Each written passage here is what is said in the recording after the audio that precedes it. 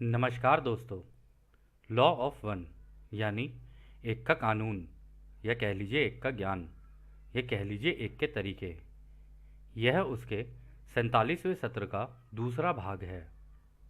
दोहराया जाता है कि इस किताब द्वारा दी गई सभी सूचनाएं और जानकारियां आप जान भी सकते हैं, मान भी सकते हैं, नज़रअंदाज भी कर सकते हैं और नकार भी सकते हैं, क्योंकि यह आपकी स्वतंत्र इच्छा या फ्री विल है, जो कि एक अनंत रचयिता द्वारा आपको दी गई है। एक बात और कही जाती है कि लॉ ऑफ वन पूरी तरह से सभी के लिए फ्री है। यदि कोई इकाई या व्यक्ति इसको निजी स्वार्थ के लिए इस्तेमाल करे तो वह उसकी व्यक्तिगत जिम्मेदारी होगी। और साथ ही साथ यह भी कहा जाता है कि यदि कोई व्यक्ति इसको अपनी भाषा में परिवर्तित करके दूसरों से साझा करना चाहे या फिर इन वीडियोस को अपने चैनल पर चलाना चाहे तो वह भी ऐसा कर सकता है, क्योंकि वह भी उसकी फ्री विल है। तो पहला सवाल डॉन करते हैं। क्या आप बता सकते हैं कि क्रिस्टलीकृत इकाई से आपका क्या मतलब है? तो रा कहते हैं, हमने इस विशेष शब्द का उपयोग इसलिए किया है क्योंकि आपकी भाषा में इसका काफ़ी स्पष्ट अर्थ है। जब आपके भौतिक पदार्थ की एक क्रिस्टलीय संरचना बनती है तो प्रत्येक अणु यानी मॉलिक्यूल में मौजूद तत्व एलिमेंट व्यवस्थित रूप से दूसरे अणु के तत्वों के साथ बंधे होते हैं। इस प्रकार इसकी संरचना नियमित होती है, और जब ये पूरे और अच्छे तरीके से क्रिस्टलीकृत होती है तो इसमें कुछ गुण होते हैं। यह बिखरते या टूटते नहीं, यह बिना प्रयास के बहुत मजबूत होते हैं और यह चमकदार होते हैं। यह रोशनी को एक सुंदर परावर्तन यानी रिफ्रैक्शन में बदल देता है, जिसे देखना लोगों को अच्छा लगता है। तो दोस्तों, यहाँ पर जो बात हुई ना, रा ने जो बात की है और डॉन ने जो सवाल किया है, डॉन ने कहा कि ये क्रिस्टलाइज्ड एंटिटी क्या होती है, यानी क्रिस्टलीकृत इकाई क्या होती है। क्रिस्टलीकृत दोस्तों कोई भी चीज़ हो सकती है। डायमंड भी होता है, वो भी क्रिस्टलीकृत है।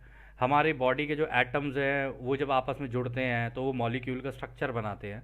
जो मॉलिक्यूल का स्ट्रक्चर है ना, वो देखने में कुछ कुछ इस प्रकार होता है। यदि आप यहाँ पर देखें ना, तो ये देखेंगे आप, छोटे छोटे एटम्स हैं और ये आपस में एक दूसरे से जुड़े हुए हैं सारे। तो रा ने यहाँ पर यही कहा कि ये जो है ना, ये इनके जुड़ने की वजह से तुम्हारे शरीर की संरचना बनती है। यानी तुम्हारा जो शरीर बनता है इन्हीं मॉलिक्यूल्स से बनता है। ये एटम्स होते हैं, फिर एटम्स के अंदर आप जाओगे इस तरीके से, अंदर अंदर अंदर अंदर, लेकिन आप जाते जाओगे ना तो आपको यहाँ पे अंदर, एटम के अंदर भी जाके कुछ नहीं मिलेगी, रोशनी की तरंगे ही मिलेंगी। तो ये तरंगे ही होती हैं जो आपस में जोड़ जोड़ के इस तरीके के मॉलिक्यूल्स बना रही होती हैं। तो एंड में जाके एक स्ट्रक्चर बनता है जिसको रा ने कहा जो तुम्हारी आंखों को देखना अच्छा लगता है। यानी कि हमारा जो पूरा शरीर है वो इन्हीं मॉलिक्यूल से ही बना हुआ है। एटम से बनेंगे मॉलिक्यूल, मॉलिक्यूल से बनेंगे हमारे पूरे का पूरा शरीर और हमारे जितने भी ऑर्गन्स हैं जो हमारे अंदर है शरीर के। फिर अगला सवाल डाउन करते हैं। हमारे गुप्त साहित्य में कई शरीरों के बारे में बताया गया है। मेरे पास भौतिक शरीर, इथेरिक भावनात्मक, सूक्ष्म और मानसिक शरीर की ये सूची है।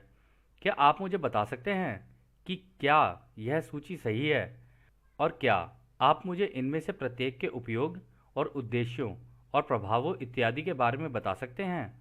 या और भी कोई शरीर है जो हमारे मन, शरीर, आत्मा परिसर में हो सकता है? तो दोस्तों, यहाँ पर जिस तरीके के शरीरों की बात की ना, उन्होंने कहा कि भौतिक शरीर जो कि हमारा नॉर्मल शरीर है जो हमें दिखता है, फिर उन्होंने कहा कि ये इथेरिक है लेवल, फिर उसके बाद उन्होंने कहा भावनात्मक यानी इमोशनल लेवल, फिर सूक्ष्म, आपने सुना होगा सूक्ष्म आत्मा, और फिर आपने सुना होगा ये मानसिक शरीर यानी जो हमारा मतलब चेतना वाला जो दिमाग होता है उसके बारे में बात की। तो यहाँ पर एक्चुअली में डॉन जिस बारे में बात कर रहे हैं ना, वो इस वाले शरीर के बारे में बात कर रहे हैं कि भाई हमारी जितनी भी बॉडीज़ होती हैं ये किस तरीके से होती हैं अंदर से। ये देखो इथेरिक बॉडी, फिर यहाँ पे इमोशनल बॉडी, फिर मेंटल बॉडी, फिर एस्ट्रल बॉडी, फिर इथेरिक टेम्पलेट, फिर सेलेस्टियल बॉडी, फिर कॉजल बॉडी। इस तरीके से अलग अलग हमारे शरीरों के बारे में बात की। यहाँ पे उन्होंने कहा क्या मैंने जो लिस्ट दी है आपको वो सही है या इसके अलावा भी और कुछ है? तो इसका जवाब राह देते हैं। आपके सवाल का पूरी तरह से जवाब देने में इस तरह के कई सत्र लग जाएंगे, क्योंकि विभिन्न शरीरों के बीच का संबंध और अलग अलग परिस्थितियों में प्रत्येक शरीर के प्रभाव का अध्ययन एक बहुत बड़ा विषय है। हालांकि हम आपके दिमाग को फिर से वहां ले जाएंगे और वास्तविक रंगों के स्पेक्ट्रम और आपके ऑक्टेव की विभिन्न घनत्वताओं को समझने में इसका उपयोग करेंगे। तो उन्होंने कहा कि अगर हम इनके बारे में बताने लग गए ना, एक एक शरीर के बारे में, तब तो ऐसे तो बहुत सारे सत्र लग जाएंगे केवल इसी टॉपिक को कवर करने के लिए। उन्होंने कहा लेकिन हालांकि हम तुम्हें इसके जो वास्तविक रंग है ना, जो इसका स्पेक्ट्रम है, स्पेक्ट्रम का मतलब हो गया जैसे रोशनी टूटती है तो रंगों में बढ़ती है, रेड रेड हो गया, ऑरेंज हो गया, yellow, green, blue, indigo, violet, यार इसके तरीके से हम तुमको समझाने की कोशिश करते हैं। और ऑक्टेव जो है, ऑक्टेव का मतलब हो गया कि हम जैसे तीसरी घनत्वता में जीते हैं, आपको याद होगा रा ने बोला था हर घनत्वता में अलग अलग ऑक्टेव भी होते हैं, मतलब अलग अलग सब घनत्वताएं भी होती हैं, तो उसका इस्तेमाल करेंगे तुमको समझाने के लिए। फिर वो आगे कहते हैं संरचना और अनुभव में मैक्रोकॉज्म से माइक्रोकॉज्म तक हमारे पास 7 नंबर दोहराए गए हैं, इसलिए केवल यह उम्मीद की जा सकती है कि वहाँ 7 बेसिक शरीर होंगे, जिन्हें हम शायद अधिक स्पष्टता के लिए यदि लाल किरण शरीर इत्यादि कहें तो ज़्यादा अच्छा रहेगा। हालांकि हम जानते हैं कि आप इन शरीरों को रंग किरण के साथ दर्शाना चाहते हैं। यह इसलिए भ्रमित करने वाला होगा क्योंकि अलग अलग शिक्षकों ने अपने सिखाने और सीखने में इसे अलग अलग शब्दों में समझाया है। इस प्रकार सूक्ष्म शरीर को कोई एक नाम दे सकता है और कोई इसका अलग नाम खोज सकता है। तो बात भी उन्होंने सही की। उन्होंने कहा देखो भाई, किसी का भी संरचना, चाहे वो पेड़ हो, पौधा हो, कोई भी चीज़ हो, हर चीज़ की जो संरचना होती है ना, वो बाहर से अंदर की तरफ होती है। यानी मैक्रोकॉस्म, आप ब्रह्मांड के लेवल से बिल्कुल एक सूक्ष्म लेवल तक चले जाओ, इसको कहते हैं मैक्रोकॉस्म से लेके माइक्रोकॉस्म तक। तो उसमें कह रहे हैं कि हमारे पास 7 नंबर दोहराए गए हैं, इसलिए केवल आप केवल ये उम्मीद कर सकते हो कि 7 बेसिक शरीर होंगे, अगर किसी के होंगे भी तो, ठीक है, जिन्हें हम अधिक अधिक स्पष्टता के लिए वो कह रहे हैं कि हम इसे ना लाल रंग, ऑरेंज रंग, येलो रंग, अगर इस तरीके से समझाएं ना तो ज़्यादा बेहतर रहेगा। क्योंकि अगर जिस तरीके से तुमने पूछा ना, जैसे कि यहाँ पर इस इमेज के अंदर है, वो कह रहे हैं अगर तुमने इस तरीके से पूछा ना तो इसको बताने से ना लोग भ्रमित हो सकते हैं। वो इसलिए क्योंकि इसको समझने के लिए ना हर किसी ने अपने अलग अलग लर्निंग, हर किसी ने अपनी अलग अलग अंडरस्टैंडिंग है हर किसी की। और हमारे यहाँ पर जितने भी टीचर्स आए, पहले के भी जो आए, हमारे असेंडेड मास्टर्स आए, सबका इसको समझने का तरीका अलग अलग है। तो उन्होंने कहा ऐसे ना समझ के मैं तुमको इन कलर्स के द्वारा समझाता हूँ, अगर तुम कलर्स से समझ पाए तो वो ज़्यादा बेहतर रहेगा तुम्हारे लिए। फिर वो आगे कहते हैं लाल किरण शरीर आपका रासायनिक शरीर है, हालांकि यह वो शरीर नहीं है जो आपके पास भौतिक पहनावे, आवरण के रूप में है। यह शरीर का ऐसा पदार्थ है जिसे बनाया नहीं जा सकता है, अनकंस्ट्रक्टेड। यह बिना रूप का बेसिक शरीर है। इस बेसिक निराकार अनफॉर्म्ड पदार्थ के शरीर को समझना महत्वपूर्ण है, क्योंकि हमारे भौतिक शरीर में पाए जाने वाले तत्वों, एलिमेंट्स को समझने से ऐसे इलाज हैं जो किए जा सकते हैं। तो वो कह रहे देखो, सबसे पहले तो लाल शरीर है। अगर दोस्तों हम इससे भी समझने की कोशिश करें ना तो इससे भी समझा जा सकता है कि आप यहाँ देख रहे होंगे अंदर इथेरिक बॉडी जो यहाँ पर दिखा रहा है, ये लाल वाला जो शरीर है ना, इसकी बात कर रहे हैं। वो कह रहे सबसे पहले तो लाल वाला शरीर है, ठीक है, और ये केमिकल का बना हुआ शरीर है। वो ये नहीं कह रहे कि ये जो तुम्हारा बाहर से दिखने वाला शरीर है वो है, कह रहे ये पहनावे के रूप में नहीं है, ये तो अंदर का केमिकल शरीर है। और वो कह रहे कि इसका पदार्थ कुछ इस तरीके का है जो कि अनकंस्ट्रक्टेड है, इसका कोई कंस्ट्रक्शन नहीं है। हालांकि अगर आप ये अंदर के मॉलिक्यूल्स और ये सारी चीज़ें देखोगे ना, ये कंस्ट्रक्शन दिखा रहा है प्रॉपर कि भाई एक एटम दूसरे से जुड़ा, दूसरा तीसरे से जुड़ा, ऐसे करके ये पूरे मॉलिक्यूल बन गए। लेकिन जब ये मॉलिक्यूल भी होते हैं ना, ये भी सारे केमिकल की फॉर्म में ही होते हैं बॉडी के अंदर। तो वो कहते हैं कि इस केमिकल को तुम ऐसे नहीं कह सकते ये कोई कंस्ट्रक्टेड है। इसलिए इसका जो अनफॉर्म्ड पदार्थ है ना, जो इसको समझना है ना, ये बहुत ज़रूरी होता है। मतलब ये जो केमिकल है हमारे शरीर के, इनको भी समझना बहुत ज़रूरी है, क्योंकि इसके द्वारा इसके अंदर जो एलिमेंट्स होते हैं ना, उनको समझने से आपके यहाँ पर इलाज हैं जो किए जा सकते हैं। जैसे कि हमें दवाइयाँ दी जाती हैं, जो भी चीज़ें होती हैं, या अलग अलग तरीके हैं। कुछ लोग आयुर्वेदिक ट्राई करते हैं, कुछ लोग मतलब अलग एलोपैथिक ट्राई करते हैं, वो सबकी अपनी अपनी चॉइसेस हैं। फिर वो आगे कहते हैं ऑरेंज रे बॉडी भौतिक शरीर है। यह शरीर अभी भी वह शरीर नहीं है जिसमें आप रहते हैं, बल्कि वो शरीर है जो आत्म जागरूकता के बिना बनी है। यह वो शरीर है जो माँ के गर्भ में मन और आत्मा के आने से पहले होता है। यह शरीर मन और आत्मा के निवास के बिना भी रह सकता है, हालांकि ऐसा कम ही होता है। तो वो कह रहे हैं एक ऑरेंज बॉडी भी होती है, एक भौतिक शरीर भी है, लेकिन ये माँ के पेट में जब बच्चा होता है तब का होता है। यहाँ पे जैसे आपको दिख रहा है ना इमोशनल बॉडी, यहाँ पर लिखा हुआ है इमोशनल मतलब भावनात्मक बॉडी। आप हम इसको, हालांकि नाम यहाँ पर अलग अलग हैं, हम इनको रंगों से समझने की कोशिश करते हैं कि भाई इस रंग के बारे में उन्होंने बात किया है। उन्होंने कहा ये एक ऐसा होता है जो कि माँ के पेट में जब बच्चा बिल्कुल बन ही रहा होता है ना, कह रहे बस तब का है ये, अभी भी उसको शरीर मिला नहीं है, प्रॉपर उसका शारीरिक रूप हुआ नहीं है उसका, अभी तो उसके अंदर मन और आत्मा आने से पहले का शरीर होता है ये। लेकिन उन्होंने कहा ऐसा कम ही होता है कि हाँ मन और शरीर, मन और आत्मा यानी दिमाग और आत्मा दोनों, हम मन और दिमाग को हम पैरेलल लेके चल रहे हैं, हालांकि दोनों अलग अलग चीज़ें हैं। तो वो कह रहे हैं कि मन और आत्मा ये जो होती है ना, उसके पहले का शरीर होता है ये, तब तक ये दोनों चीज़ें इसके अंदर एंटर नहीं होती हैं। फिर वो आगे कहते हैं येलो रे बॉडी आपका भौतिक शरीर है जिसे आप इस समय जानते हैं और जिसमें आप माध्यम का अनुभव करते हैं।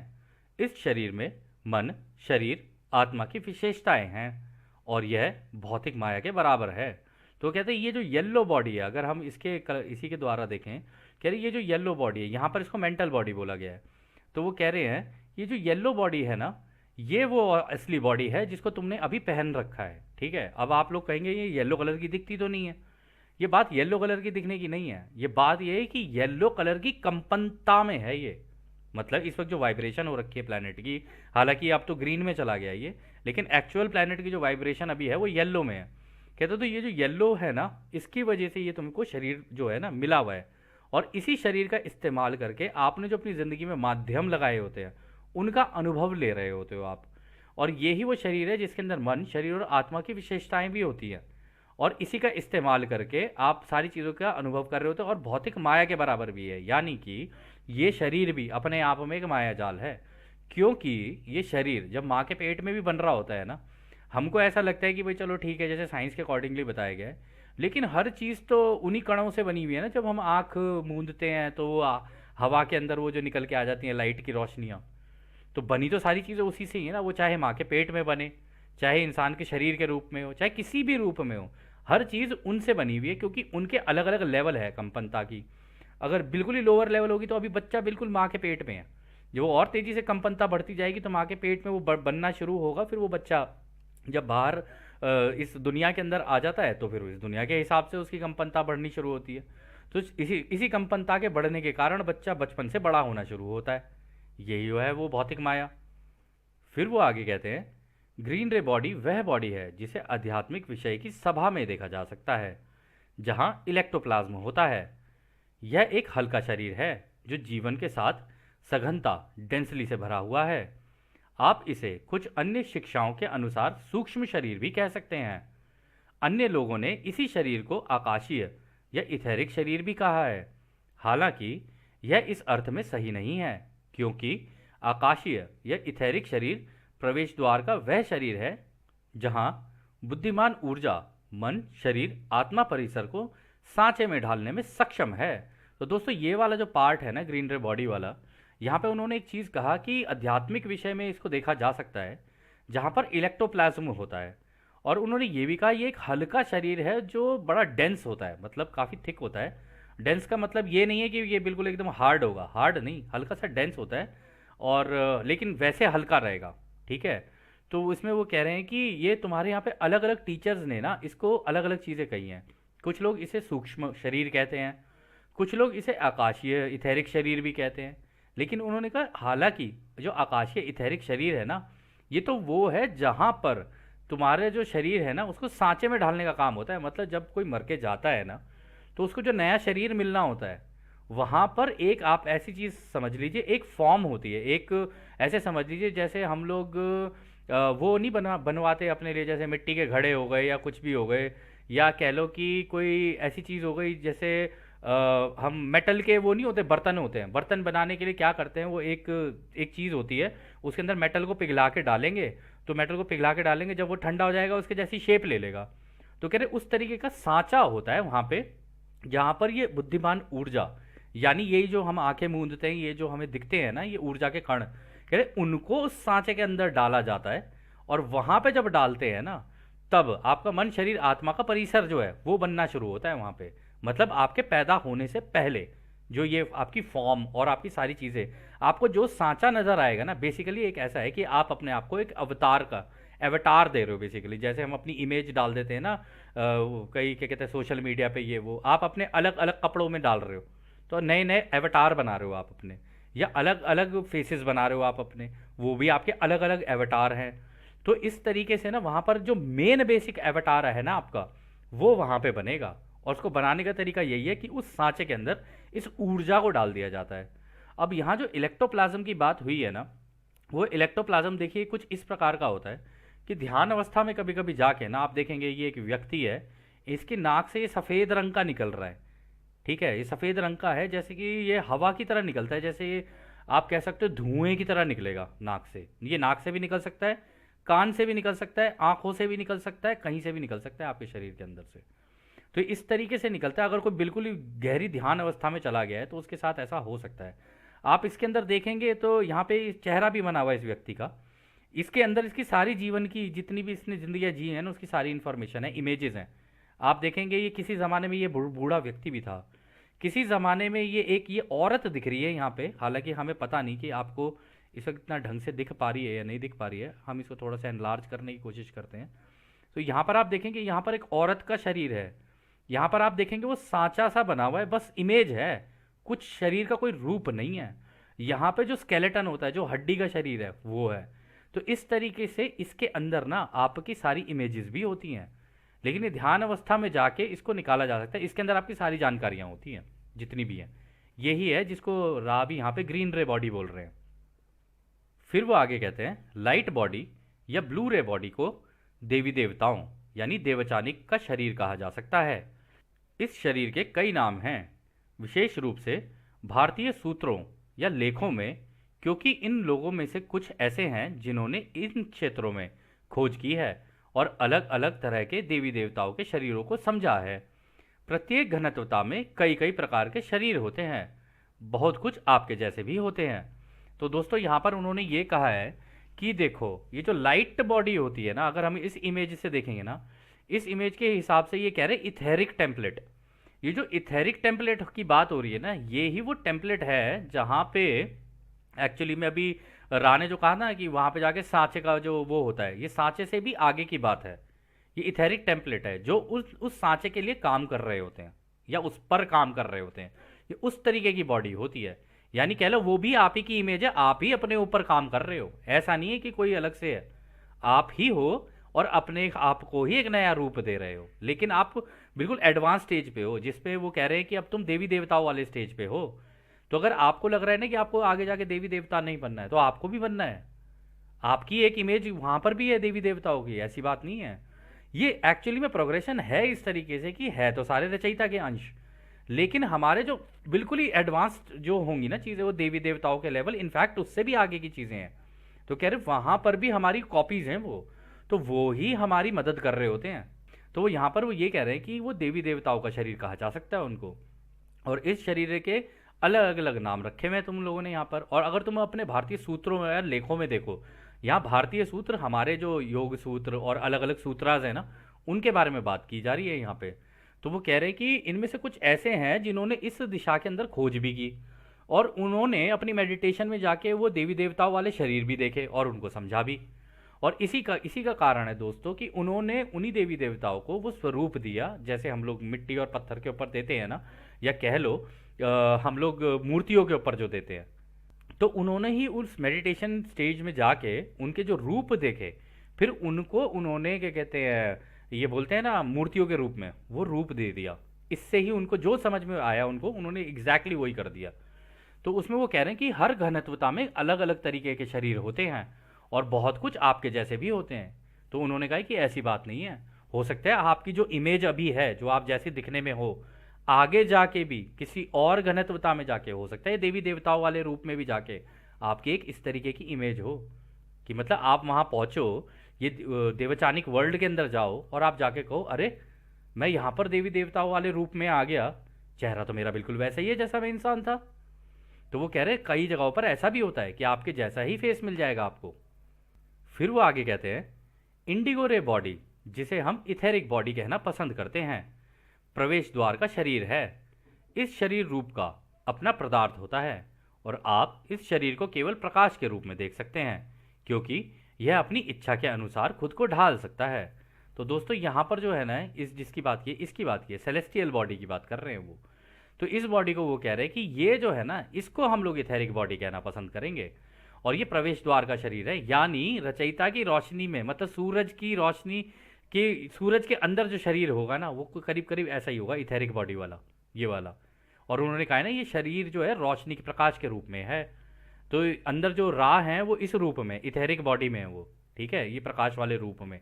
तो वो कह रहे हैं कि ये जो रूप होता है ना, ये जो शरीर होता है, ये अपने आप को किसी भी तरीके से ढाल सकता है। और आपको याद होगा रा ने एक सत्र के अंदर शुरुआती दौर में कहा था कि जब अगर हम अपने असली रूप में आ जाते तुम्हारे सामने, तो हम तुम्हें रोशनी के जैसे दिखते, लेकिन हमने फिर तुम्हारे जैसा रूप ढाल लिया। लेकिन जब हमने तुम्हारे जैसा रूप ढाला, क्योंकि हम तो हायर डेंसिटी से थे, जब यहाँ पर आए तो हमारे बाहर का जो शरीर जो था ना, वो ना गोल्डन कलर का था देखने में। तो इस वजह से लोगों ने तब भी हमको अलग ही समझा, कि उन्होंने कहा इनके शरीर तो सुंदर सुंदर तो होंगे ही है ऑफ कोर्स देखने में, क्योंकि भाई रोशनी से एकदम से इंसान का रूप लिया है, तो शरीर तो सुंदर होगा ही। चाहे वो इसी हवा के अंदर से निकाल के कणों को कैसे भी कर ले, अपने ऊपर वो बॉडी बना लें, या इसी रूप को किसी भी रूप में ढाल लें, इसी शरीर को रोशनी वाले को, तो वो बाहर से तो गोल्डन कलर का था, टच तो आएगा ही आएगा ना, क्योंकि रोशनी से बना हुआ है वो। इसके कारण भी वो कह रहे हैं कि वहाँ पर लोगों ने हमें अपना नहीं समझा था। वो इसलिए क्योंकि उनको लगा ये तो कोई और है, हमसे अलग है। क्योंकि उन्होंने वो जैसे अपने आप को देखते थे, आज भी हम लोगों के सामने अगर ऐसे लोग आ जाए, हम खुद कह देंगे कि यार ये गोल्डन कलर के कैसे लोग हैं देखने में, होता है ना। हम आज ही इतना विभाजन है हमारे दिमाग में एक दूसरे को देखने में, तो अगर इस तरीके के लोग आ जाए तो पता नहीं क्या ही वो हो। तो खैर फिर उसके आगे वो कहते हैं, वॉयलेट रे शरीर को शायद उस रूप में देखा जा सकता है जिसे आप बुद्ध शरीर, रेनबो बॉडी कह सकते हैं, या वह शरीर जो पूर्ण है। तो वो ये कह सकते हैं कि इसके अंदर कि भाई ये जो है ना वॉयलेट रे वाला जो शरीर होता है, जो आखिरी शरीर होता है ये वाला, ये कह रहे हैं कॉजल बॉडी वाला, कह रहे इस शरीर को आप ऐसे देखें तो ये रेनबो बॉडी वाला दोस्तों पार्ट हमने डाला है। हालांकि उन्होंने केवल इतना बोला है ये बुद्ध शरीर है, जिसको कहा जाता है ना कि लोगों ने बुद्धा अटेन कर लिया है। तो बुधा जो अटेन करना होता है ना, कि मतलब अब आप कोई भी रूप ले सकते हो। और आप लोगों ने शायद आपने कहानियों में भी सुना हो, या हो सकता है वास्तविकता में भी देखा हो, कि कई हमारे असेंडेड मास्टर्स ऐसे आए हैं, हम नाम किसी का नहीं लेते दोस्तों जानबूझकर, क्योंकि इससे विभाजन पैदा हो सकता है। लेकिन हम आपको ये बता सकते हैं कि कई असेंडेड मास्टर्स ऐसे आए हैं जिन्होंने इस बॉडी को यहीं पे रहते रहते अटेन किया। जैसे कि बुद्ध भी थे, उन्होंने अटेन किया। जब अपना शरीर छोड़ के वो इस शरीर के अंदर तब्दील हो जाते हैं ना, तो अगर वो दीवार पे भी होंगे ना, हाथ भी रख देंगे ना उस शरीर का, तो उसकी इमेज दीवार के अंदर हो जाएगी। वो जिस चीज़ को छू देंगे ना, वो ही बन जाएंगे। पत्थर के अंदर भी अपनी इमेज को दे सकते हैं, वो कैसा भी रूप डाल सकते हैं, कैसा भी कुछ भी कर सकते हैं। इसको कहते हैं बिकमिंग ऑल, मतलब सब कुछ बन जाना, सारी चीज़ें सारी वस्तुएं बन जाना। तो आपने कई जगहों पर देखा होगा, जैसे हम लोगों को बताया भी जाता है कि भाई यहाँ पर जो है उन्होंने पैर रखा था, या जो भी आए थे हमारे वो मतलब असेंडेड मास्टर्स, उन्होंने यहाँ पैर रखा था, ये उनके पद चिन्ह है। तो जब आप देखते हो वो पद चिन्ह है, वो ऐसा नहीं है, वो उन्होंने अपनी ये वाली जो बॉडी थी शरीर से बाहर निकाल ली, अब तो वो सब कुछ बन गए। जब वो सब कुछ बन गए, उन्होंने जैसे ही उसके ऊपर पैर रखा तो वो दब गई नीचे। वो इसलिए दब गई क्योंकि उसका कण और जो उनके शरीर का कण है वो सारे के सारे एक ही हो गए। तो जैसे चाहे वैसा रूप ले सकते हैं, ये शरीर भी जैसा चाहे वैसा रूप ले सकता है। और इस शरीर की खास बात ये भी होती है कि ये निकलने के बाद बस वो लास्ट अपनी इमेजरी होती है, वो जो दे के जाते हैं, उसके बाद वो जाके इसी हवा के अंदर निकल के और अपना आगे निकल जाते हैं बिल्कुल गैलेक्टिक सेंटर की तरफ, कि अब हम वहाँ जा रहे हैं, या फिर हो सकता है सूरज की तरफ। फिर वो आगे कहते हैं, इनमें से प्रत्येक शरीर का प्रभाव इकाई के जीवन के अस्तित्व पर पड़ता है। इसके बीच के संबंध कई हैं और काफ़ी जटिल हैं। शायद एक सुझाव जो हम यहाँ दे सकते हैं वो ये है कि इंडिगो रे बॉडी का उपयोग हीलर द्वारा किया जा सकता है, जब हीलर अपनी चेतना को इस इथेरिक अवस्था में रखने में सक्षम हो जाता है। वॉयलेट रे या बुद्ध शरीर हीलर के लिए समान रूप से प्रभावशाली है, क्योंकि इसके भीतर पूर्णता की भावना होती है, जो कि सभी के साथ वहाँ है, एकता के बेहद करीब है। ये शरीर प्रत्येक इकाई का हिस्सा है, और उनका उचित उपयोग करके और उनको समझकर, हालांकि तीसरी घनत्वता की कटाई के दृष्टिकोण से ये काफ़ी बहुत विकसित है, फिर भी जो माहिर एडेप्ट हैं उनके लिए उपयोगी है। तो वो कह रहे हैं कि देखो यहाँ हम सुझाव ये दे सकते हैं, ये जो इंडिगो बॉडी है ना तुम्हारी, इंडिगो बॉडी, इसकी जो वो बात कर रहे हैं यहाँ पे सेलेस्टियल बॉडी की बात कर रहे हैं, वो कह रहे इंडिगो बॉडी जो है ना, इसका इस्तेमाल तुम कर सकते हो हीलर बनने के लिए। ठीक है, हीलर के द्वारा किया जा सकता है इसका इस्तेमाल। यानी कि अगर आप सोच रहोगे कि अभी तो उन्होंने कहा कि भाई ये रोशनी की बॉडी होती है, आपके अंदर ये बॉडी, ये सारी की सारी बॉडीज आपके अंदर ऑलरेडी हैं।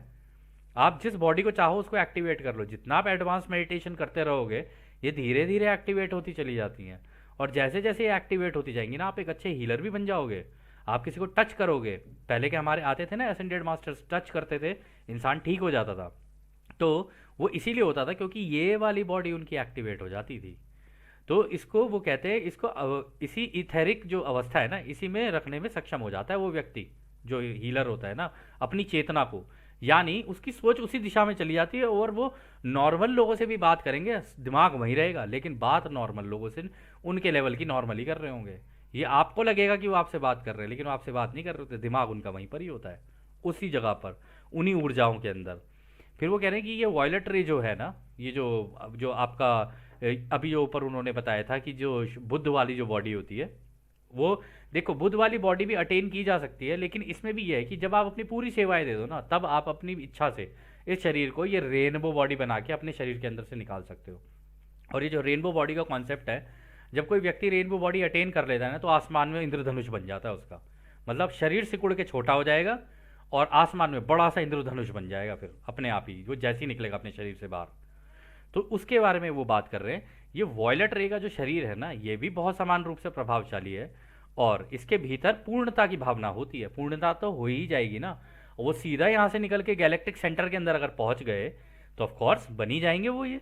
और वो कह रहे हैं कि ये भी जो है ना, बहुत एकता के करीब है ये वाला शरीर भी। ठीक है ना।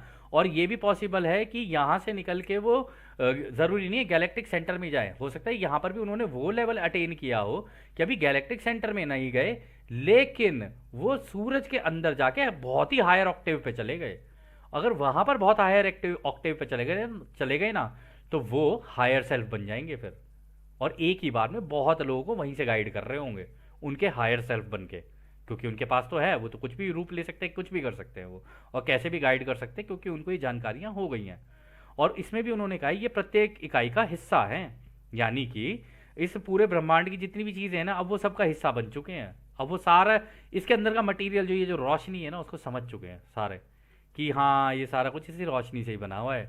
फिर उसका उचित उपयोग करके, उनको समझ कर वो आगे चल सकते हैं। हालांकि वो देखो यहाँ पर उन्होंने बोला भी है कि वो अगर आप तीसरी घनत्वता के दृष्टिकोण से देखोगे ना, थर्ड डेंसिटी के लेवल से, तो उन आपके हिसाब से तो वो आपसे बहुत ज़्यादा विकसित लोग हैं। और ऐसे कई मंक्स देखे गए हैं, ऐसे कई हमारे आज भी हैं इसी धरती के ऊपर, जो कि क्या कहते हैं इस लेवल को अटेन कर चुके हैं। और इस धरती से दोस्तों हमने जो लास्ट पढ़ा था, करीब 1,60,000 ऐसे मंक्स हैं जिन्होंने ये रेनबो बॉडी अटेन कर ली है और वो अपनी बॉडीज छोड़कर निकल गए हैं। उनकी बॉडी सिकुड़ गई हैं, जिनको रखा जाता है, वो लोग अपने पास रखते हैं उनको बॉडीज़ को। ठीक है। और जब ये बॉडी अटेन होती है ना, एकदम से पहले आपकी बॉडी के अंदर से एक कमल का फूल सा निकलना शुरू होगा पहले। मतलब जो हार्ट होता है ना, वहाँ से लाइट निकलनी शुरू होगी और फिर एक कमल का फूल सा बनना शुरू होगा। एकदम से लाइट बड़ी तेजी से एकदम से फैलेगी और दाम करके एकदम से निकल जाती है शरीर के अंदर से बाहर, और निकलते फिर आसमान में जाके एकदम से रेनबो बन जाता है। पहले तो मतलब इनफैक्ट रेनबो बनने से पहले की भी एक स्टेज होती है, वो पहले शरीर से निकलेंगे, फिर आसपास की कोई भी दीवार होगी या कोई चीज़ होगी ना, उसको छूते हुए निकल जाएंगे वो। और वो जहाँ टच कर देंगे ना, हाथ रख देंगे, पैर रख देंगे, कुछ भी कर देंगे, वहाँ पे उनके चिन्ह हो जाते हैं। उसी चिन्हों को लोग बड़ा सीक्रेट मानते हैं कि अरे वाह, इन लोगों ने ये चीज़ अटेन कर लिया, रेनबो बॉडी अटेन कर लिया। तो लोग वहाँ पे कई जगहों पर अपने पूजा स्थल भी बना लेते हैं और वहाँ पर उसी जगह पर बैठकर मेडिटेशन करना प्रेफर करते हैं कई लोग, क्योंकि उनको लगता है वो जो जगह है उसका ऑरा बहुत प्योर होगा। और जैसी ये स्टेज होती है, इसके बाद वो दुम करके एकदम से हवा में एकदम से रेनबो बन जाते हैं, और रेनबो बनने के बाद गायब होके इसी हवा के अंदर घुल जाते हैं। ऐसा हो जाता है ये। और इसमें वो कह रहे हैं कि फिर भी जो माहिर और अडेप्ट हैं उनके लिए उपयोगी है। तो इस तरीके के जो मंक्स होते हैं या इस तरीके के जो प्रैक्टिशनर्स होते हैं, क्योंकि दोस्तों ये सारी चीज़ें ना प्रैक्टिस है। आप ये चीज़ें करते हो ना, आप एक टेक्निकली एक प्रैक्टिशनर ही हो मेडिटेशन में करते करते। खैर, अगला सवाल डॉन करते हैं। इस पीले किरण वाले शरीर से मुझे शारीरिक मृत्यु के तुरंत बाद किस तरह का शरीर मिल सकता है? तो रा कहते हैं, आपके पास सारे शरीरों की क्षमताएं होती हैं, यानी कि आपको किसी भी तरीके का शरीर मिल सकता है। तो दोस्तों यहाँ पर उन्होंने कहा जब मैं मर के जाऊँगा, मान लो अगर किसी इंसान की मृत्यु होती है, तो उसके बाद मुझे तुरंत कौन सा शरीर मिलेगा? ये जितने भी आपने बताए ना, ये इतने सारे ये जो कलर्स के अकॉर्डिंगली बताए, इनमें से मुझे कौन सा मिलेगा? तो रा ने कहा आपके पास क्षमताएं तो सारी हैं, आपको किसी भी तरीके का शरीर मिल सकता है। फिर अगला सवाल डॉन करते हैं, फिर पीली रे बॉडी की क्षमता का उपयोग उस रासायनिक व्यवस्था को बनाने के लिए किया जाता है जो अब मेरे पास एक भौतिक शरीर के रूप में है, क्या यह सही है? तो डॉन यहाँ पर कहते हैं तो इसका मतलब ये जो येलो बॉडी आप जिसकी बात कर रहे हो ना, उसका जो केमिकल जो वो है कॉम्पोजिशन है, वो इस तरीके से डिज़ाइन है जिसकी वजह से मुझे इस तरीके का शरीर मिला हुआ है जैसा कि मेरा अभी है, क्या ये सही है? तो रा कहते हैं यह केवल इसलिए गलत है कि आपके वर्तमान जन्म में पीले रंग का शरीर अभी अपनी क्षमता में नहीं है, बल्कि सक्रिय हो रहा है। यह वह शरीर है जो मैनिफेस्ट हो रहा है। तो उन्होंने कहा कि नहीं नहीं नहीं, अभी ऐसा नहीं है। अगर हम पीछे भी जाएं दोस्तों, इस इंफॉर्मेशन के अंदर जाएं, तो उन्होंने कहा है ये जो तुम्हारी जो क्या कहते हैं नेक्स्ट बॉडी है ना, येलो बॉडी है, ये जो है ये तुम्हारा भौतिक शरीर है जिसके द्वारा तुम अपने माध्यमों का अनुभव करते हो। तो उन्होंने कहा कि ये बस यहाँ पे गलत है तुम्हारा ये जो कहना है ना, एक सेकंड हम दोबारा आते हैं इसी वाले पार्ट पे। हाँ, तो यहाँ पर वो ये कहते हैं ये केवल इसलिए गलत है क्योंकि आप भी अभी जो आपकी बॉडी है ना, जिसको आप कह रहे हो कि पीले रंग का शरीर है, ये अभी क्षमता में नहीं है। मतलब इसका आपने टोटल इस्तेमाल नहीं किया है अभी, ये अभी एक्टिवेट हो रहा है। मतलब अभी जो आप अपनी ज़िंदगी जी रहे हो ना, इसका प्रॉपरली आपने इस शरीर का इस्तेमाल नहीं किया है, अभी ये धीरे धीरे मैनिफेस्ट होता चला जा रहा है। मतलब आप हो तो सही इसी शरीर के अंदर, आपने वो मेडिटेट कर करके इसका बेस्ट इस्तेमाल अभी तक नहीं किया है कि इसकी प्रॉपर येलो जो एक्टिवेशन होती है ना, वो हो जाए। फिर अगला सवाल डाउन करते हैं, तब इस जन्म से मृत्यु के बाद हमारे पीले रे शरीर में अभी भी क्षमता होती है, लेकिन फिर शायद सामान्य तौर पर हम यह कहें तो हमारे ग्रह की आबादी में मृत्यु के बाद सामान्य रूप से हरे रे मैनिफेस्ट होंगे, क्या ये सही है? तो दोस्तों यहाँ पर जो उन्होंने सवाल किया है ना, यहाँ पर उन्होंने ये कहा है, तो इसका मतलब अभी भी हमारे यहाँ पर जो जन्म हो रहे हैं या मृत्यु के बाद जितने भी लोग शरीर ले रहे हैं वापस आने के बाद, तो वो कह रहे हैं कि उनके अंदर क्षमता है, लेकिन फिर शायद आगे जाते जाते जैसे जैसे हम लोग अब ये अगली घनत्वता जो आ रही है, तो शायद इसके बाद अब जो मृत्यु होगी ना, अगर लोगों की या मृत्यु होती है किसी की, तो कह रहे उसके बाद ये जो है ना हरे रंग के शरीर मैनिफेस्ट होने शुरू होंगे, क्या ये सही है? तो रा कहते हैं तुरंत नहीं। पहला शरीर जो मृत्यु के बाद खुद को सक्रिय करता है वह रूप निर्माता यानी फॉर्म मेकर या इंडिगो रे शरीर है। यह शरीर जिसे आप का कहते हैं, यह तब तक बना रहता है जब तक कि ये ऑरा ईथर में प्रवेश नहीं करती और इकाई के टोटल सेल्स द्वारा इसकी समझ पूरी तरह से प्राप्त नहीं हो जाती है। एक बार यह प्राप्त हो जाने के बाद अगर सक्रिय होने वाला उचित शरीर ग्रीन रे है तो उसे ग्रीन रे वाला शरीर ही मिलता है। तो दोस्तों यहाँ पर भी उन्होंने बहुत अच्छी बात बताई। उन्होंने कहा ऐसा नहीं है, तुरंत तो नहीं मिलेगा। उन्होंने कहा कि ये जो मृत्यु के बाद जो पहला शरीर मिलता है ना, वो रूप निर्माता के पास जाता है। इनको बोलते हैं दोस्तों फॉर्म मेकर। ये जो फॉर्म मेकर होते हैं ना, ये बहुत ही हायर डेंसिटीज़ के अंदर होते हैं। जैसे आपके रा है ना, रा के अगर आप ये ले लीजिए कि 6th डेंसिटी में अगर हायर पे जाएंगे तो आप हायर सेल्फ होंगे। ये जो फॉर्म मेकर होते हैं ना, ये होते हैं गैलेक्टिक सेंटर के पास। ठीक है, ऐसा भी नहीं है कि गैलेक्टिक सेंटर में है, नहीं, ये गैलेक्टिक सेंटर के पास होते हैं। ठीक है, तो वो कह रहे हैं कि फॉर्म मेकर के पास जाएगा, वहां पे इंडिगो रे शरीर के अंदर रहेगा ये। यानी कि मरने मृत्यु के बाद ये जो इंडिगो वाला दिख रहा है आपको यहाँ पर, ये वाला, ये इंडिगो वाला, इसके अंदर वो कह रहे हैं सेलेस्टियल बॉडी वाला जो यहाँ पर दिख रहा है आपको, वो कह रहे हैं उसमें जाके रुकेगा पहले ये शरीर आपका। इसको कहते हैं का। ठीक है, तो कह रहे हैं ये वहां पर तब तक बना रहेगा जब तक कि इसका ऑरा और ईथर में प्रवेश नहीं करती है। यानी कि ये यहां से जाने के बाद अब इथेरिक टेम्पलेट के अंदर नहीं आएगी। आपको याद होगा अभी अभी रा ने बोला कि भाई ये जो बॉडी है ना, फिर ये अपने आप को रूप देने के लिए ना इन्हीं ऊर्जाओं का इस्तेमाल करती है। और वो जो टेम्पलेट होता है, टेम्पलेट का मतलब हो गया वो जो सांचा होता है, उस सांचे के अंदर अपनी इसी ऊर्जाओं को इकट्ठा कर रही होती है, वहां पे अपने आप को एक रूप देती है। उस रूप को देने के बाद मतलब उसके अंदर ऐसा है बिल्कुल कि जैसे एक सांचा है, या आप कह लो जैसे गुंजिया नहीं बनाते, गुंजिया बनाने के लिए हम उसके अंदर वो रख देते हैं, क्या कहते हैं, अपना आटा लगाया, उसके अंदर गुंजिया के लिए अंदर सामान डाला, फिर वो गुंजिया का सांचा वो बंद किया, तब गुंजिया बन जाती है उसके अंदर। तो इसी तरीके से ये एक सांचा है, इसके अंदर उसकी ये जितनी भी ऊर्जा है ना, ये जो रोशनी के कण कण है वो इकट्ठे होते हैं। और अभी जो ये आपकी जो इथेरिक, ये जो सेलेस्टियल बॉडी के अंदर है, इसके अंदर बाहर है अभी, इथेरिक टेम्पलेट उसके नीचे है। तो वो कह रहा है अभी यहाँ पर जाके रुकेगी, फिर उसके बाद जब यहाँ पे अपने आप को एक रूप दे देगी ना कि भाई अब अगले जन्म में मुझे ऐसा शरीर चाहिए या इस तरीके का रूप है। और ये बिल्कुल ऐसा होता है कि जैसे अभी आप दिखने में हो ना, ये जो आपने फेस, आपने अपनी सारी चीज़ें चुनी है ना, ये आपने पहले ही चुनी हुई है। आप ये मत सोचना कि ये किसी और ने चुनी हुई है। यहाँ पे आपके पीछे होते हैं, यहाँ पे कॉजल बॉडी में ना, यहाँ पर बैठे होते हैं ये फॉर्म मेकर्स। ये फॉर्म मेकर्स आपकी मदद कर रहे होते हैं कि आपको कैसी बॉडी चाहिए। तो आप कहते हैं नहीं नहीं मेरे को नाक ऐसी चाहिए, नहीं नहीं मेरे को कान ऐसे चाहिए, अच्छा थोड़ा सा ऐसा हो जाए, अच्छा थोड़ा सा वैसा हो जाए, इस बार इस तरीके का चाहिए। तो अभी आप यहाँ पर पूरे एक्सपेरिमेंटेशन मोड में होते हो। जब आप वो कर लेते हो, जिस तरीके की आपको बॉडी चाहिए उस तरीके का सांचा बनेगा, उस सांचे के अंदर वो ऊर्जा जाएगी, फिर आपकी ये जो सेलेस्टियल बॉडी है ना, ये निकल के उस टेम्पलेट के अंदर चली जाएगी। अब उस सांचे के अंदर आपकी आत्मा जा चुकी है। यहाँ पर अभी आप बिल्कुल उस आत्मिक लेवल पे हो, उस सांचे के अंदर, उस रूप के अंदर अब आप जा चुके हो। तो इसमें वो ये कह रहे हैं कि जब ये हो जाता है ना, और ये सारी चीज़ें देखो उन्होंने कहा ये फॉर्म मेकर आपकी मदद करते हैं, लेकिन ये उन्होंने कहा कि ये सारा कुछ जो देखा होता देखते हैं ना, ये आपका टोटल सेल्फ देखता है। अब टोटल सेल्फ पता है कहाँ होते हैं? टोटल सेल्फ बता रहे होते हैं यहाँ पे फॉर्म मेकर को कि अच्छा इसको ये चाहिए, ये चाहिए, ये चाहिए, ये चाहिए, इसके हिसाब से इसको दे देना। ये जो टोटल सेल्फ होते हैं ना, ये टोटल सेल्फ होते हैं जो आपके गैलेक्टिक सेंटर के बिल्कुल ही आप कह लो उसमें, उसके अंदर ही है, गैलेक्टिक सेंटर के अंदर ही है, बट उसकी थोड़ी आउटर बाउंड्री पे है। आउटर बाउंड्री बोले तो अगर हम लोग गैलेक्टिक सेंटर सोचे, एक बार उसकी इमेज को देखते हैं। हाँ, तो ये गैलेक्टिक सेंटर है ना, यहाँ पे आप देख रहे हैं ना, यहाँ पर है रचयिता, मेन रचयिता, ठीक है। इनके आसपास ये देख रहे हो आप, बिल्कुल एकदम यहाँ पे बड़ा गहरा एकदम से रोशनी रोशनी हो रखी है। यहाँ पे होते हैं ये आपके फॉर्म मेकर भी, आपके क्या कहते हैं, ये क्या बोलते हैं इनको, टोटल सेल्फ भी, क्योंकि सारी जानकारी जो है ना उन्हीं के पास ही होती है यहाँ पे। और यहाँ से वो अंदर रचयिता को दे रहे होते हैं, जो हमारे रचयिता है, या कह लीजिए लोगोस होते हैं, उनको दे रहे होते हैं। तो यहाँ पर वो कह रहे हैं ये उनके द्वारा ये पूरा का पूरा मैनेज किया जाता है।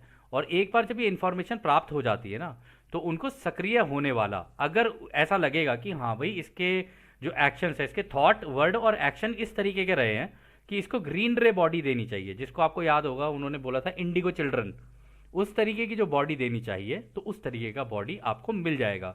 लेकिन अगर उनको लगा कि इसके अभी भी अनुभवों के कारण इसका झुकाव नहीं बना है, ना तो खुद की सेवा का ना दूसरों की सेवा का, और ये अभी भी बीच में ही था, तब उसको वो ये कह देते हैं कि देख भाई अब तुम अपनी पूरी ज़िंदगी देख लो, उसके हिसाब से ये ऑप्शंस हैं तुम्हारे लिए अवेलेबल। अब तुम चाहो इसी क्या कहते हैं जो हमारी ये वो है गैलेक्सी में, तुम कहीं पर भी जा सकते हो। बेटर ये रहेगा जिस ग्रह पर तुमने किया वहीं पर ही कर लो इसको दोबारा। उसका कारण ये है क्योंकि वहाँ पे की जो जितनी भी जानकारी है ना, वो अभी तुम्हारे उसमें ऊर्जा केंद्र के अंदर, जो तुम्हारे दिमाग के अंदर है ना, रूट ऑफ द माइंड, उसके अंदर अभी भी है। तो वहीं पे जाके अगर तुम करना शुरू करोगे ना, तो वो बेटर रहेगा, क्योंकि तुम वहाँ पर ज़्यादा तेज़ी से निकल पाओगे। तो इस कारण से ये सारी की सारी देखो, ये अपने आप में अगर आप दोस्तों इसको समझने की कोशिश करोगे ना, ये बड़ा ऑर्डरली पैटर्न है। ऐसा नहीं है कि यहाँ पे कोई डिसऑर्डर है, ये बड़े ऑर्डरली तरीके से होता है कि भाई यहाँ से यहाँ जाएगी इन्फॉर्मेशन इन्फॉर्मेशन, क्योंकि अंत में हर चीज़ इन्फॉर्मेशन है। ये जो तरंगे हैं ना, ये इन्फॉर्मेशन की तरंगे हैं। ये बैक टू सोर्स जाने की बात है कि आप सोर्स से निकले, यानी आप रचयिता की सोच के अंदर खुद ही आपने जन्म लिया, और अब आप खुद ही निकल के अब दोबारा रचयिता को जानने के लिए अपने पूरा अनुभव लेते हुए रचयिता की तरफ जा रहे हो। ये कुछ इस तरीके से चलता है। खैर, अगला सवाल डॉन करते हैं। मैं एक बयान देता हूं और देखते हैं कि क्या मैं सही हूं। मृत्यु के बाद यदि कोई इकाई अनजान है, तो जब वो इन शरीरों में से किसी एक शरीर को सक्रिय करने की आवश्यकता के बारे में जागरूक ना हो जाए, तब तक ये हो सकता है कि वो पृथ्वी से बंधा हुआ है, यानी अर्थबाउंड आत्मा बन जाए। और तब संभव है कि ये इनमें से किसी भी शरीरों को सक्रिय कर दे। क्या इसे फिर लाल से शुरू होकर बैंगनी तक जाना होगा? तो दोस्तों बड़ी सही बात बोली इन्होंने यहाँ पर।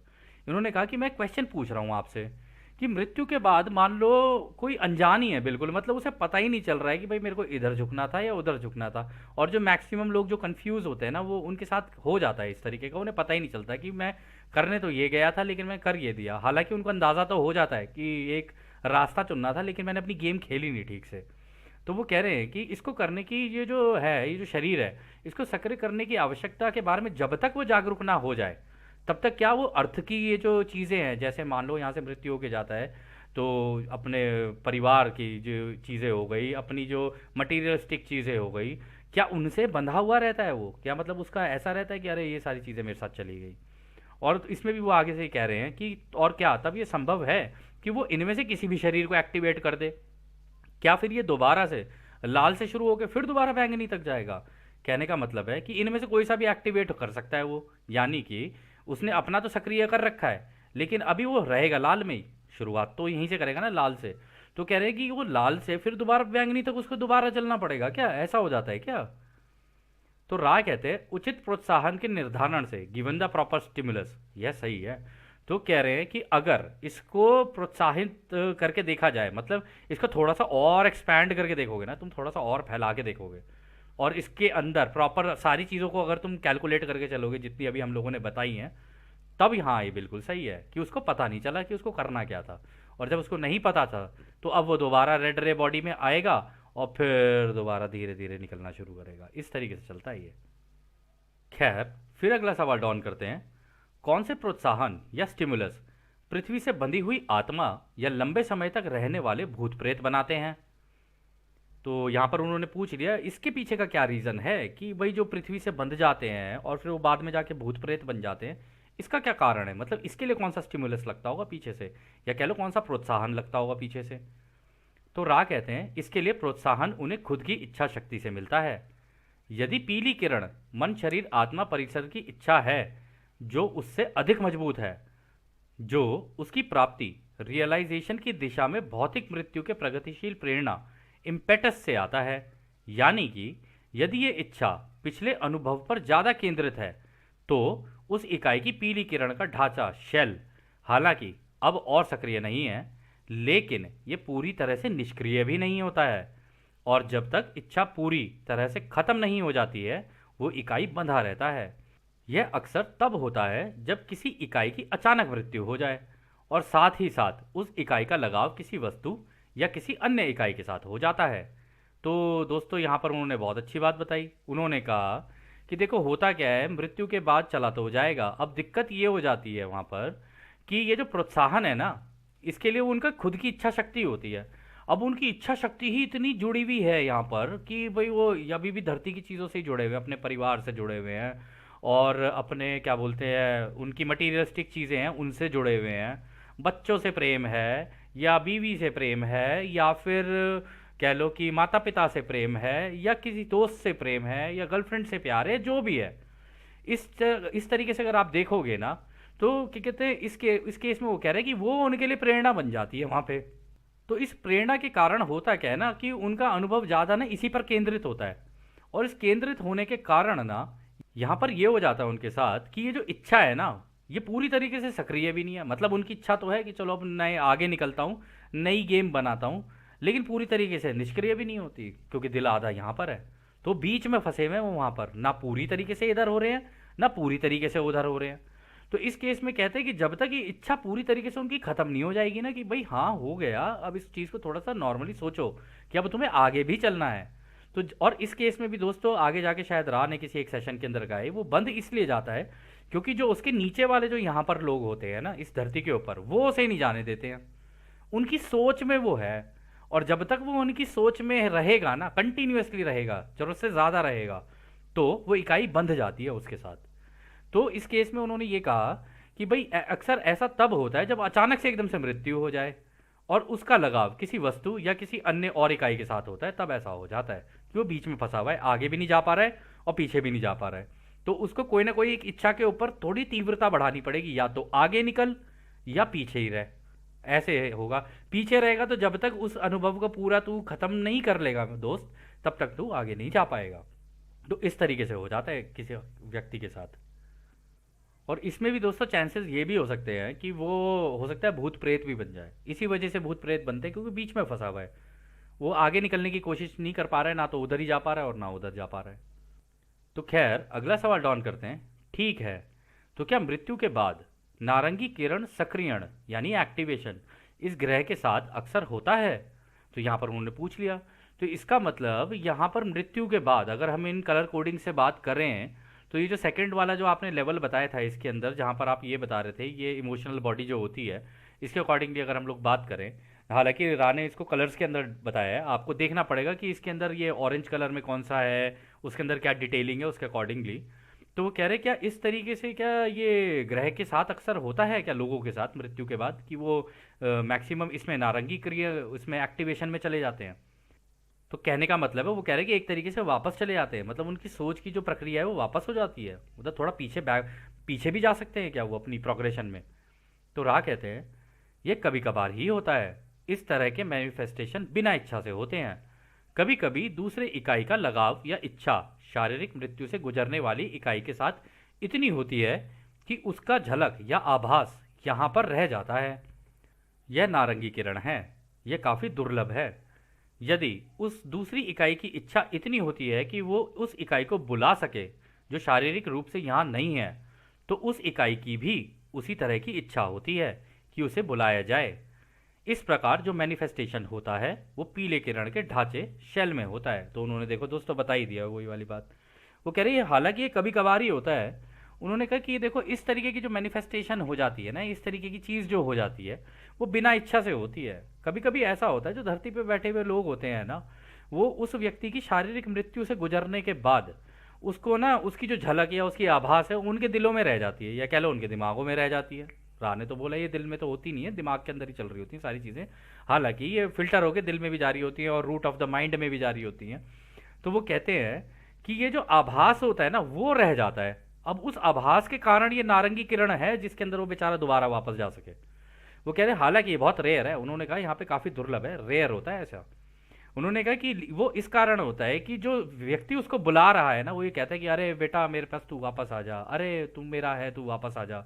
कंटिन्यूअसली उसको बुलाता रहे बुलाता रहे बुलाता रहे बुलाता रहे। तो इस केस में क्या होता है ना वो फंस जाता है, वो आगे नहीं निकल पाता, और इसकी वजह से उसकी इच्छा भी वहां पर तीव्र हो जाती है कि नहीं मुझे वापस जाना है।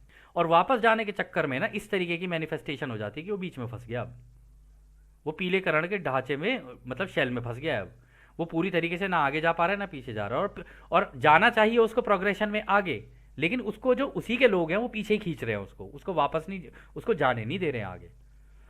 इसी कारण में ऐसा हो जाता है कि वो बीच में कहीं फंस जाएगा भूत प्रेत वाली उसके अंदर, या कह लो भूत प्रेत वाली में ना भी फंसे ना तो वो जहां से शुरू करेगा ना वो बहुत ही पीछे से शुरू करेगा। मतलब अपनी अब जिस तरीके की उसकी ज़िंदगी थी ना, एक्चुअली में उसको वहां से शुरू करना चाहिए था जहां पे उसकी मृत्यु हुई है। उसके आगे की प्रोग्रेशन मतलब उसके आगे के माध्यम उसको लगाने थे, लेकिन ये भी हो सकता है कि वही पिछले वाले माध्यम उसकी ज़िंदगी में दोबारा लग जाए। तो ऐसे केस में अब हम कह तो नहीं सकते कि किसी व्यक्ति को क्या करना चाहिए, ये तो सबकी अपनी अपनी समझदारी है कि वो क्या करते हैं। फिर अगला सवाल डाउन करते हैं, पृथ्वी की आबादी का बड़ा प्रतिशत जैसे कि वो जो भौतिक रूप से गुजर जाते हैं तो वो क्या सक्रिय करते हैं। तो रा कहते हैं ये इस कार्य की अंतिम पूर्ण सवाल होगा।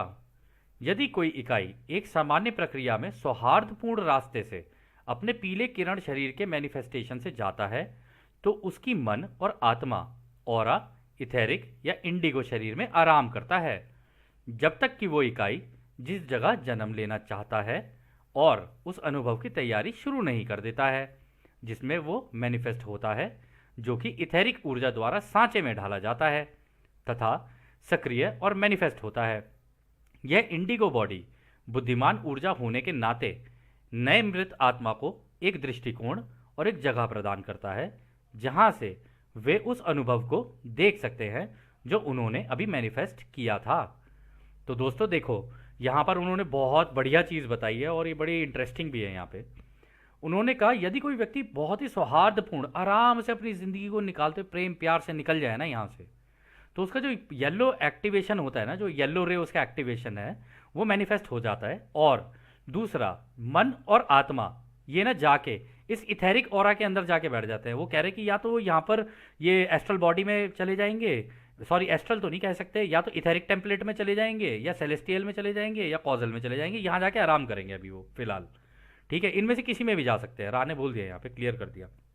तो वो कहते हैं कि जिस जगह वो जन्म लेना चाहते हैं ना वो वहाँ रह के अभी आराम करेंगे, और जिस जगह पर उनको जन्म लेना है और अगले अनुभव की तैयारी शुरू कर देते हैं, यानी अब वो अपनी वीडियो गेम खुद बनानी शुरू करते हैं।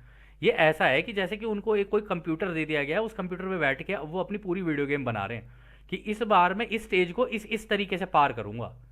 तो इसको करने के लिए ना, जब वो कर रहे होते हैं तो वो कह रहे हैं कि इसी का इस्तेमाल करके जब वो पूरा बना लेते हैं, तब वो इसको इस सांचे में डालते हैं, जो जो काम आपका यहाँ पर हो रहा होता है, इथेरिक टेम्पलेट। मतलब आप सेलेस्टियल बॉडी के अंदर अभी रह के ये काम कर रहे हो, फिर जब आपने पूरी गेम बना ली ना, पूरी गेम डिज़ाइन कर ली, सारा कुछ कर लिया, तो उसके अकॉर्डिंगली अपना रूप और अपनी सारी चीज़ें इस इथेरिक टेम्पलेट में डाल दोगे, यानी उस सांचे में, जो जैसे हमने कहा वो गुजिया बनाने वाली जैसे वो होती है, उस सांचे के अंदर आप डाल दोगे। फिर वो आगे कहते हैं, ये इंडिगो बॉडी बुद्धिमान ऊर्जा होने के नाते नए मृत आत्मा को एक नए एक दृष्टिकोण और एक जगह प्रदान करता है जहां से वे अनुभव को देख सकते हैं जो उन्होंने अभी मैनिफेस्ट किया था।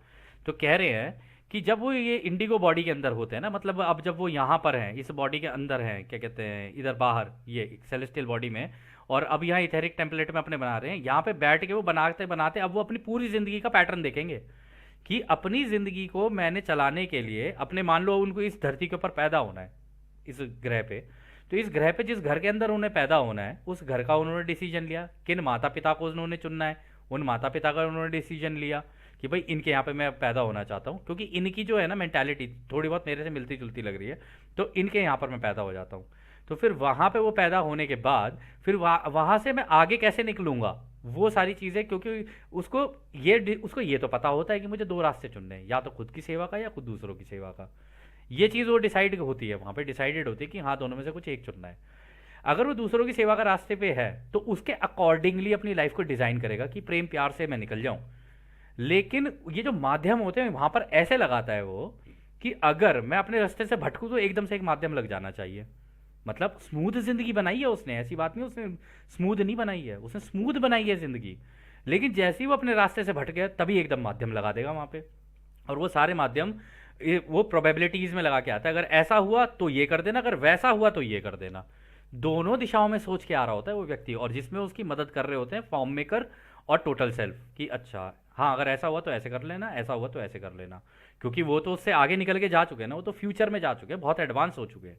तो वो उसकी मदद कर रहे होते हैं कि ठीक है तो तुम ऐसे खेलना चाहते हो तो तुम ऐसे खेल लेना, अच्छा यहाँ पे गलत जाओगे तो यहाँ पे माध्यम लगा दूंगा, वहाँ गलत जाओगे तो यहाँ माध्यम लगा दूंगा। ये माध्यम हायर सेल्फ को पकड़ा देते हैं, टोटल सेल्फ, कि अब तुम रखो इन माध्यम को, जब इसके साथ दिक्कत हो परेशानी हो या ये अपने रास्ते से भटके तो लगा देना इसके लिए। और इसमें सबसे अच्छी इंटरेस्टिंग चीज़ दोस्तों ये है कि वो अपनी पूरी जिंदगी देख रहा है वहाँ पर बैठ के, आने वाली भी, ऐसा नहीं उसने पिछली जिंदगियां देखी हैं, आने वाली जिंदगियां भी देख रहा है वो कि मेरी जिंदगी इस तरीके से चलेगी पूरी की पूरी। बस उसके अंदर उसको माध्यम लगाने होते हैं कि अगर मैंने गलती की इधर उधर हुआ तो ये माध्यम लग जाने चाहिए। और इसी वजह से कभी आप लोगों की ज़िंदगी में दुख आए परेशानी आए ना, तो आप समझ जाना कि पाथ तो मेरा ये था, ओ हो ये माध्यम लगा इसलिए क्योंकि मैं अपने रास्ते से भटक गया था, मैं सीधा चलता चलता इधर उधर हो गया था, इस वजह से हो गया ये कहानी जो हुई है। खैर इसके आगे रा कहते हैं, क्या कोई अंतिम प्रश्न है जिसका हम इस समय जवाब दे सकते हैं? तो डॉन कहते हैं, मैं केवल यह पूछूंगा कि क्या हम उपकरण को अधिक आरामदायक बनाने या संपर्क में सुधार करने के लिए कुछ कर सकते हैं? तो रा कहते हैं, साज सज्जा को आंख और आत्मा द्वारा ईमानदारी से मापा जाता है। आप कर्तव्यनिष्ठ हैं, सब ठीक है। महत्वपूर्ण ऊर्जाओं के निरंतर निर्माण को सुनिश्चित करने के लिए कार्ला पर ध्यान दें। उसे अपनी स्वयं की भौतिक शक्तियों पर कार्य करना होगा, क्योंकि यह दुर्बलता उसके खुद की स्वतंत्र इच्छा से लाया गया था। हम राह हैं, हम आपको अब अनंत रचयिता के प्रेम में और रोशनी में छोड़ रहे हैं, इसलिए एक अनंत रचयिता की शक्ति और शांति में आनंदित होते हुए आगे बढ़ें। आडने। तो दोस्तों वो यही कह रहे हैं कि इसको बोलना कार्ला को यहाँ पर कि तुम ना अपना इसका तुम लोग मिलकर इसका ध्यान रखो, जो इसकी ये ऊर्जा है ना ये वाली नीचे जा रही है कार्य को करने वाली, यानी स्वतंत्र इच्छा वाली, और ये उसने खुद ही लगाया है क्योंकि थोड़ी सी वीक महसूस कर रही है, तो इसका थोड़ा सा ध्यान रखना। तो दोस्तों अब ये सत्र यहीं समाप्त होता है, और जैसा कि राग ने कहा अब हम भी आपको उस एक अनंत रचयिता के प्रेम, उसकी रोशनी, उसकी शक्ति और उसकी शांति में छोड़कर चलते हैं।